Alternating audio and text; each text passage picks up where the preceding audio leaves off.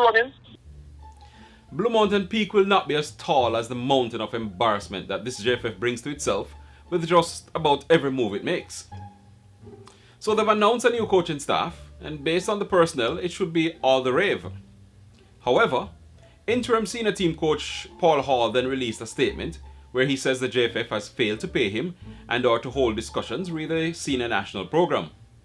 Of course, this is nothing new. But are we expected to give the JFF credit for now appointing a group of white men while they refuse to pay the black man? And yes, I went there. But look now, what was the white man's first order of business? Rain State national captain Andre Blake, who was left out of the initial squad for the Argentina match. Now, no reasonable explanation was given for this move by the JFF, but the general feeling is that. Now, this statement by Blake set off a debate as to whether he was out of order, inappropriate, or justified.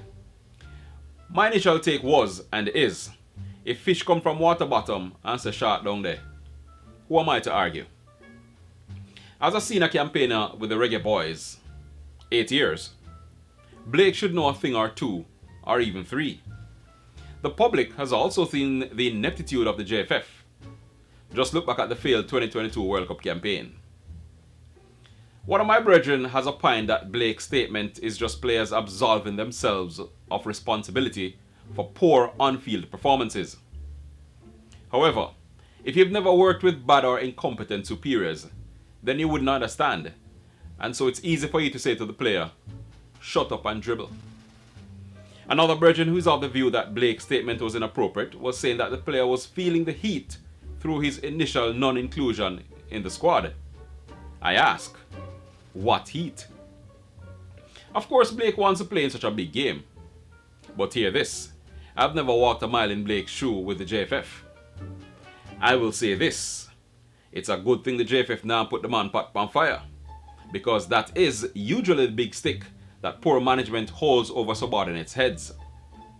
People at the top love to pull rank if they know them can affect your pocket, and because you want the little money, sometimes you just take the bull, you know what.